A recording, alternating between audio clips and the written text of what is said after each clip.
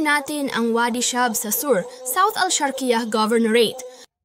Isang kaakit-akit na natural na destinasyon na pinagsasama ang malinaw na tumatakbong tubig, mga gradient ng bundok at halamanan.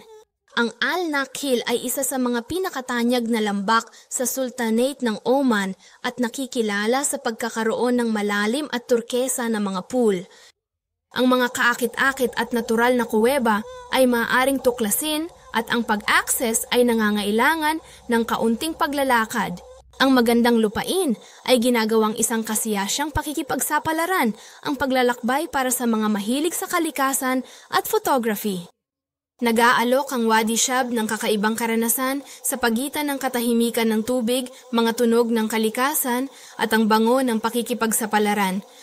Ito ay isang hindi maiiwasang paghinto para sa bawat bisita na naghahanap ng natural na kagandahan ng Omani.